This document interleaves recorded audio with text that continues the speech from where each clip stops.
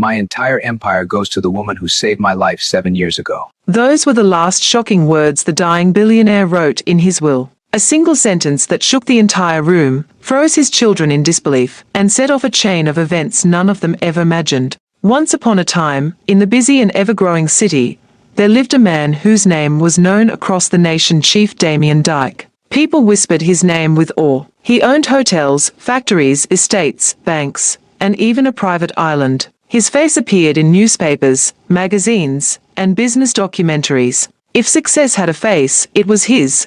But very few people knew his truth. Behind the elegant suits and sharp smile, behind the high security gates and flashy charities, behind the speeches he gave at business conferences, was a man who feared only one thing, death, and death, cruel and patient, had finally found him. Chief Damien did not grow up rich. In fact, he grew up in a tiny mud house in a small village in Anambra State. His father was a fisherman, and his mother sold vegetables at the local market.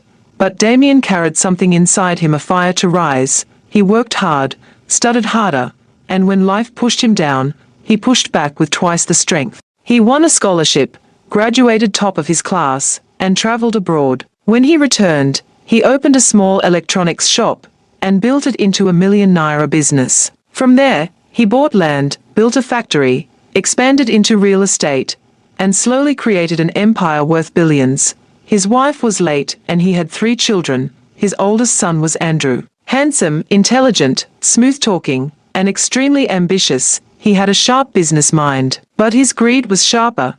Alex, the second son, was hot-tempered, arrogant, and quick to fight. He believed everything belonged to him by right, including the company assets. Lastly, Trisha. She was pretty, spoiled, and careless with money. She loved parties, expensive clothes, and soft life more than anything else. None of them had ever struggled a day in their lives. None of them had ever known hunger. None of them cared about the poor.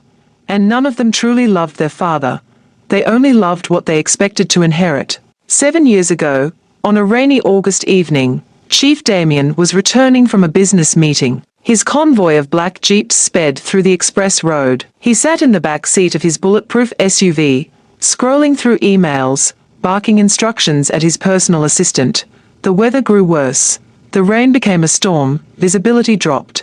And then a loud bam. A truck lost control and crashed into the front vehicle of the convoy. The sudden impact sent Damien's SUV skidding violently. The driver tried to regain control, but the road was too slippery. The vehicle flipped, once, twice, and landed in a ditch. Damien's head hit the window, blood trickled down his face, his vision blurred. His breathing slowed. His bodyguards, dazed and injured, struggled to get out. The rain poured harder, heavier, washing blood down the roadside. Cars sped past. No one stopped. No one wanted trouble. No one wanted police questions. And slowly, life began to leave him. Not far from the accident site, a small makeshift stall sat by the road. It was nothing fancy, just wooden planks, a rusty umbrella, and a charcoal grill. Beside it stood a slim 19-year-old girl, in a faded gown, fanning roasted corn with a weak hand. Her name was Christine. Her story was simple, but heartbreaking. She had grown up poor. She had never known comfort. She was the oldest of 5 children. Her father, a mechanic, died from untreated malaria. Her mother sold vegetables to survive, and life became a constant battle between hunger and hope. To support her family, Christine dropped out of school and began selling roasted corn at the roadside. Every day she stood under the sun. Every night she remained under the moonlight. Life was hard, but she never complained. She carried a quiet strength, a calm kindness, a gentle heart, and that heart would change everything. When the accident happened, Christine heard the loud crash. The sound echoed through her bones. Without thinking twice, she threw down her fan, grabbed a touchlight, and ran toward the scene. The sight made her freeze. The black SUV lay crushed in the ditch. Smoke rose from the engine. The rain made everything slippery. People were running past, afraid to get involved. But Christine did not run. She jumped into the ditch. She crawled toward the back door. She saw the injured, bleeding man, unconscious, barely breathing. She slapped his cheek softly. Sir, can you hear me?" No response. Without fear for her own safety, she dragged him out. Her small, fragile arms trembled under his weight. Her shoulder burned. Her legs shook, but she did not stop. She dragged him through the mud, through the rain, up the slippery hill, and onto the roadside. One of the bodyguards shouted for help. Ambulance. Call ambulance. But there was no network. The storm was too heavy. Christine removed her scarf and pressed it against Damien's bleeding head. She covered him with her own wrapper to keep him warm. She held his hand until help finally came. The paramedics rushed him into the ambulance. One of them asked, "Who helped him? Who brought him up here?" Christine, covered in mud and soaked to her bones, pointed at herself shyly. The paramedic nodded. "You saved his life." But in the chaos that followed, as the convoy rushed after the ambulance, no one collected her name. No one asked where she lived. No one even remembered her face. She went home tired, wet, hungry, but relieved that the man survived. Her mother scolded her, "Christine, what if you had died? What if police arrested you?" But Christine only smiled. "Mama, life is life. Someone needed help." And just like that, the universe tucked that moment into its memory. When he woke in the hospital days later, the doctors told him, "Sir, if that young girl had not pulled you out, you would be dead. You lost a lot of blood." He asked to see her. He begged his security team to find her, but they couldn't. No CCTV. No clear description. No name. Just a memory of a girl with kind eyes and muddy feet. He tried for months, then years, nothing. But the moment stayed with him. Every night before he slept, every morning when he woke, every time his children upset him, every time he remembered how money never saved him. Only one person came to his mind, the roasted corn girl who saved his life. "She deserves my gratitude," he often said. "She deserves more than a thank you. She deserves the world." But time passed, he never found her. He grew old, he grew weak, he became sick, and eventually, he became bedridden. When Damien invited his lawyers to write his final will, his children believed he would share everything. The hotels, the estates, the accounts, the private island, the company shares. They began to dream, to calculate, to prepare for their billionaire life. But Damien shocked them. He added a final, mysterious clause. "My entire empire goes to the woman who saved my life 7 years ago beside the highway. No one knows her name, but she was a young girl selling roasted corn." The lawyers froze, but Damien smiled weakly. "That girl gave me life. My children only want my death, so they can inherit money. Let destiny find her." And destiny was already moving. Christine was now 26 years old, tired, overwhelmed, and barely surviving. She lived in a small one-room apartment with her 2 children, 5-year-old Mara and 3-year-old Jessie. Their father, her ex-boyfriend, had abandoned them. Life had beaten her. Bills suffocated her. Debt followed her everywhere. She now sold akra instead of roasted corn, waking at 4 a.m. daily. Sometimes she ate only leftovers from what she sold. Sometimes she cried silently at night, wondering if she would ever escape poverty. She had no idea that somewhere, in a mansion far away, a dying billionaire had written her destiny into his final breath. Chief Damien Dyke died quietly at 2:13 a.m. on a cold Thursday morning. The nurses said he left with a peaceful sigh, like someone finally releasing a heavy burden. His children were not with him. They were at home arguing over who should be in charge once the old man died. By 7 a.m., the news of his death spread across like wildfire. Television stations carried the headline, "Billionaire business tycoon Damien Dyke passes away." But a bigger shock was coming. At exactly 10:30 a.m., the family and lawyers gathered in the mansion's grand hall. High ceilings, marble floors, gold chandeliers.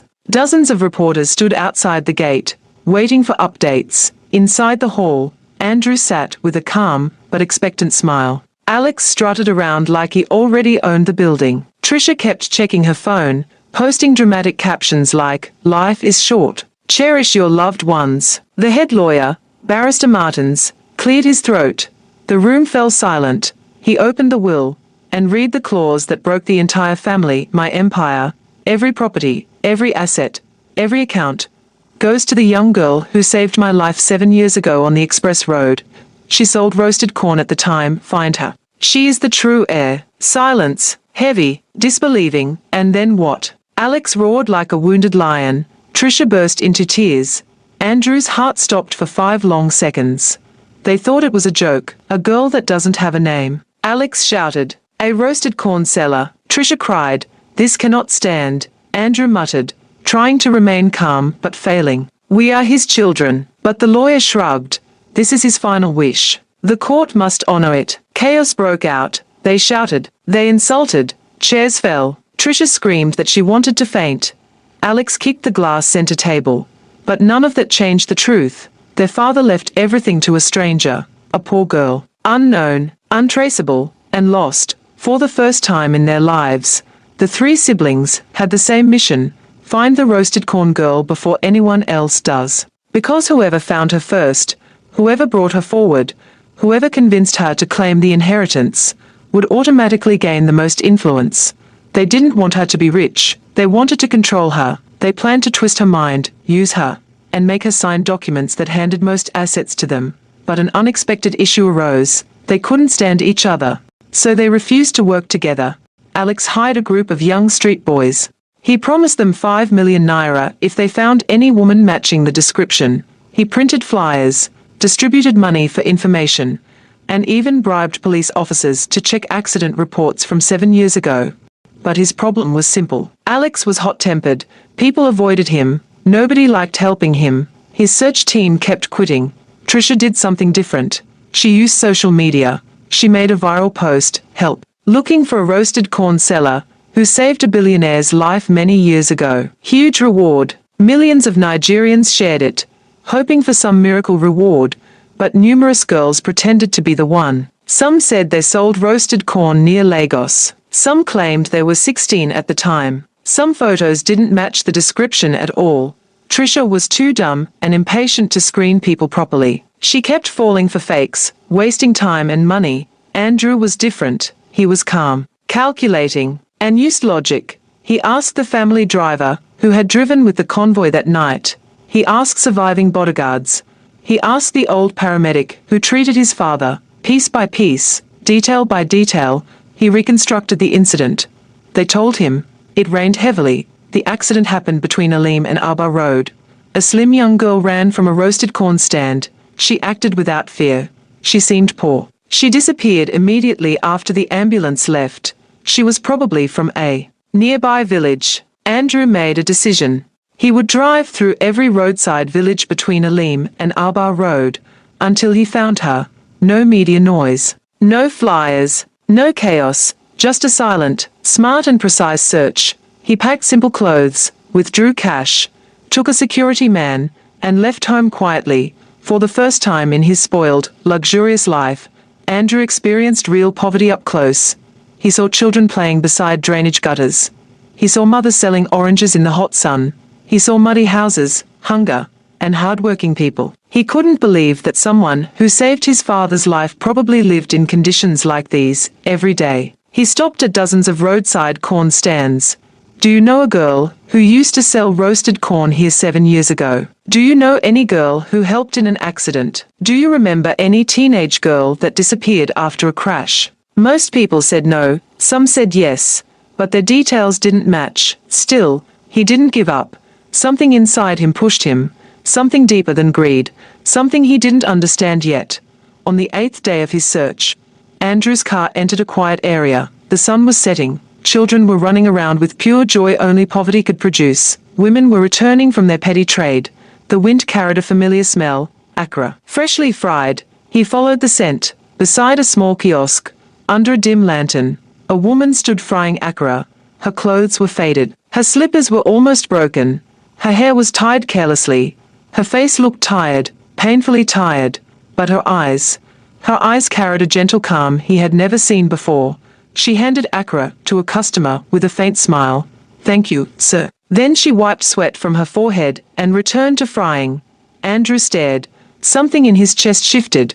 His heart beat differently. His security man whispered, "Sir, should we ask her?" Andrew shook his head slowly. "Not yet. Something tells me to watch." So he watched. He saw 2 small children running toward her. "Mummy, Mummy." She lifted them lovingly, even in her exhaustion. She wiped their mouths. She kissed their heads. She gave them small akra balls to eat. The scene touched Andrew in a way he didn't expect. He had never seen such pure love. He had never seen such simple happiness, or such quiet strength. When the crowd reduced, Andrew stepped forward. Christine didn't notice him at first. She was counting her remaining beans flour. "Good evening," he said gently. She looked up surprised. Her eyes widened a little. "Good evening, sir." Andrew cleared his throat. "Please. Were you living near Aleem about 7 years ago?" She paused, blinked, and nodded slowly. "Yes, sir. My family lived there before we moved here." Andrew's heart jumped. "Did you sell roasted corn by the roadside at that time?" Her face softened with memory. "Yes, I did." His breath caught. "One last question. Do you remember? An accident. A black SUV. A man, bleeding. And you helped him." Christine froze. Her hand trembled slightly. Her voice dropped to a whisper. "I remember. I thought he would die." Andrew's breath left him. He found her. He actually found her. He could barely speak. "My father was the man you saved." Christine's eyes widened. Her lips parted slightly in shock. "Your father?" "Yes," Andrew said quietly. "He never forgot you." He didn't know whether to smile, cry, bow, or kneel. He only knew one thing. His life had just changed forever. And so had hers. For a long moment, Christine said nothing. Her lips trembled, and her breath hitched. Andrew waited patiently, his heart pounding, watching her mind struggle to process the information. Finally, she whispered, I saved a billionaire." Andrew nodded. "My father, Chief Damien Dyke. He never forgot you. He tried to find you, but he couldn't." Christine held her chest. Her legs felt weak, and she leaned against the wooden stall for support. She remembered everything: the night rain, the crashed car, the bleeding stranger, the fear, the desperation, the relief when the ambulance came. But she never imagined the man was someone extremely important. She never imagined her small act of kindness meant anything. She never imagined her life would ever connect with that of the wealthy. "I didn't think it mattered," she whispered. Andrew swallowed, his voice soft. "It mattered more than you'll ever know." Her 2 children watched quietly, sensing something serious was happening. "Mummy, who is this man?" little Mara asked, tugging her dress. Before she could respond, Andrew bent down gently to their level. "Someone who came to say thank you," he said with a warm smile. The children liked him instantly. Andrew straightened and took a deep breath. There was no gentle way to say it. "My father passed away last week." Christine gasped. She covered her mouth in shock. "Oh no. I'm so sorry, sir." Andrew nodded, eyes lowered. "But before he died, he wrote a special clause in his will. And it concerns you." She frowned in confusion. "Me? How?" Andrew's voice was calm, steady, but heavy. "He left his entire empire to you." Silence, a deep, sinking silence. The sound of frying oil faded. The noise of distant engines disappeared. Even the wind seemed to pause. Christine stared at him with wide, trembling eyes. I don't understand." Andrew stepped closer. "You saved his life 7 years ago. He believed you deserved everything because without you, we would have nothing today. You are the legal heir to all his wealth." Christine dropped the spoon in her hand. She staggered backward, shaking her head. No, no, no. That's not possible. I'm just a poor woman selling Acura. I'm nobody. I didn't do anything big." Andrew's voice softened. "You did the biggest thing anyone can do. You saved a life." But she still shook her head violently. "I don't want money that doesn't belong to me. I don't want trouble." Her fear was real, deep, and raw, and Andrew understood immediately. She wasn't greedy. She was scared. Scared of the unknown. Scared of danger. Scared of being dragged into a world she didn't trust. No matter how calmly he explained, she refused. "I didn't help him for money," she said firmly. "Please, I just want to live my life in peace." Andrew sighed deeply. He had expected resistance, but not like this. "Look," he said gently, "you don't have to decide now. Please just allow me to drive you somewhere safe. The media will soon pick up the story. My siblings are already searching for you, and they will not come with peace." That last part frightened her. She looked at her children. Andrew noticed her fear and added softly, "I won't let anything happen to you. I promise." It was strange. This was a woman he met only minutes ago, yet he felt a strong urge to protect her. Why? He didn't know, but he felt it deeply. Meanwhile, far away in the Dykes mansion, Alex stormed into the living room of the mansion, panting. "I heard something." Someone saw Andrew on a highway near a remote area. Trisha jumped up. What? What is he doing there?" Alex clenched his fists. "He is close. I know it. That idiot has found a clue." Trisha grabbed her bag. I'm not letting that roasted corn girl take my inheritance. Never. They both ran to their cars, ordered their drivers to move immediately, and began their journey in a rage-filled hurry. They didn't know Andrew had already beaten them. Back in the remote town, Andrew spoke calmly. I'll take you somewhere safe. Just for tonight. Tomorrow, we'll meet the lawyers. Christine looked at her sleeping children. The night was cold. Her fear was rising. Where will we go? She asked softly. To a small, private guest house southwest of here, he said. She hesitated. Sir, you're a stranger. Andrew lowered his head slowly. Yes. And I understand why you're scared. But trust me, you're in danger if you stay here. His sincerity touched her. After a long moment, she nodded. Okay, for my children's sake. He helped her pack a small nylon bag, just old clothes, and carried her children, one on her back, the other in her arms. Andrew watched her silently. She was beautiful, but not in a loud, obvious way. There was something natural, gentle, pure about her, something he had never seen in the wealthy girls he grew up with. Inside the car, the children slept peacefully. Christine stared out the window, worried and quiet. Andrew watched her from the corner of his eye. You're safe, he said softly. She gave a weak smile. Thank you. Sir, call me Andrew. She hesitated. Thank you. Andrew. The way she said his name. Soft, hesitant, respectful. It hit him somewhere deep in his chest. He didn't know why, but it did. The guest house was small but safe, owned by a friend of Andrew. They booked 2 rooms side by side so she wouldn't feel uncomfortable. Andrew carried her sleeping daughter, while she carried her son. When they reached the door, she took her daughter from him and whispered, Thank you. He nodded, gently brushing some dust off his shirt.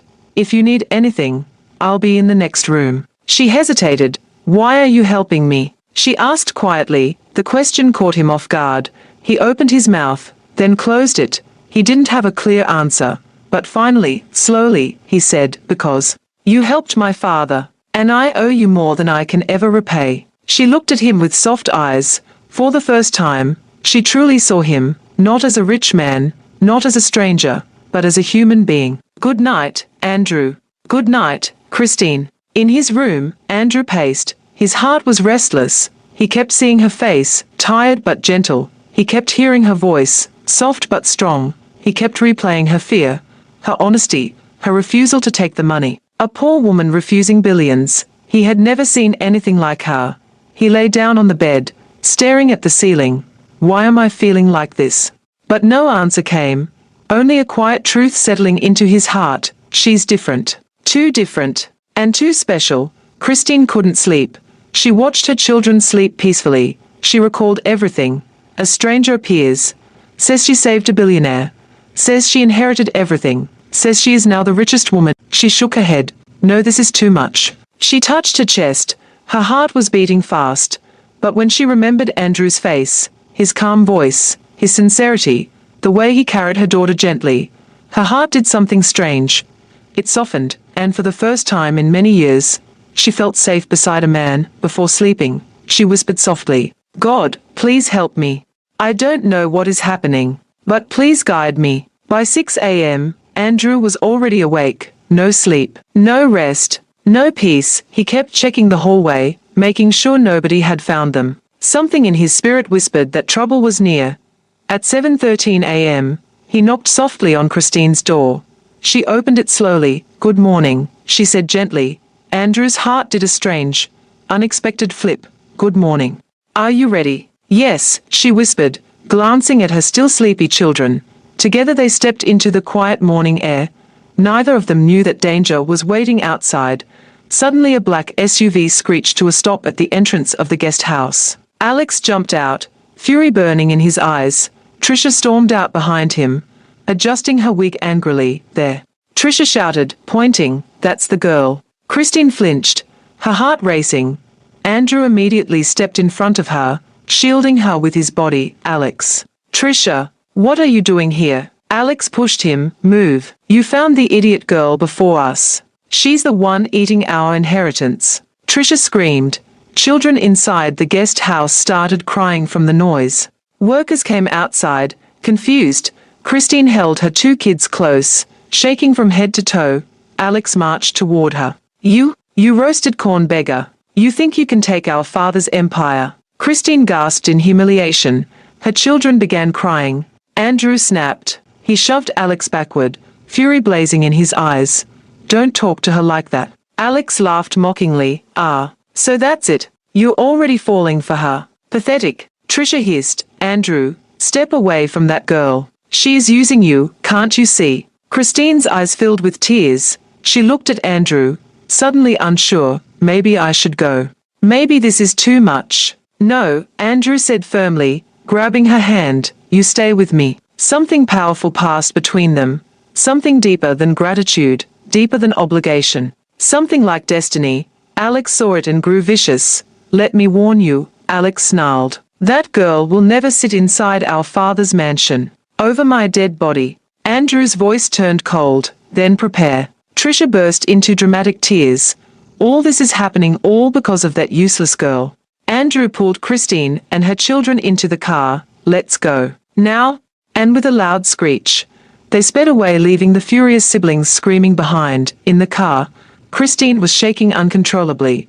I don't want this trouble, she cried. I don't want anyone to fight because of me. Andrew touched her shoulder gently. You did nothing wrong. You saved a life, that's all. But they hate me, she whispered. No, he said softly. They hate the situation. Not you. But deep inside, he knew something else. Alex and Trisha would destroy Christine if they got the chance. They arrived at the lawyer's office, where news reporters already gathered outside. How did they know? Andrew muttered. Someone must have leaked the information. He looked at Christine apologetically. This might get overwhelming. Hold my hand if you get scared. Without hesitation, she did, and Andrew felt something warm spread through his chest, something he didn't want to let go of. By afternoon, the matter escalated. Alex and Trisha refused to accept the will. They filed an emergency petition to block the inheritance. Social media blew up. #RoastedCornAir, #Chief Will, #PoorWomanRiches. Everyone wanted to know. Who is the roasted corn girl? Is she lying? Security escorted Christine everywhere. Affidavits were signed. Medical records were checked. The old paramedic confirmed she was the girl. 2 former bodyguards confirmed her identity. A roadside CCTV footage from an old store, which no one knew existed, was dug up.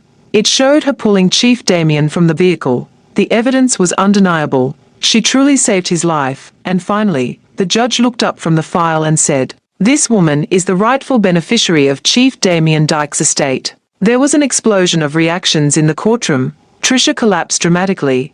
Alex kicked a chair and was escorted out by police. Journalists screamed questions. And Christine, she just sat there, trembling. Not smiling, not celebrating, not shouting, just crying silently, because the weight was too much. She had gone from roasting corn, to frying akara, to becoming the richest woman in the country. In less than 2 weeks, life had become a storm. She didn't know whether to thank God, or run away from everything. When the court released formal documents, Andrew took her and the children to the mansion. The guards bowed to her. The gates opened automatically. She stepped in slowly, holding her children tightly. The marble floors shone like water. The chandeliers glittered. The gold staircase curved like something from a dream. Christine's eyes filled with tears. I don't belong here, she whispered. Andrew touched her hand gently. Yes, you do. Just then, a maid rushed forward. Welcome home, Ma. Christine froze. Home. Her heart squeezed painfully. For the first time in her life, someone called her Ma. Someone respected her. Someone welcomed her. She bent her head and cried quietly. Andrew pulled her into a hug.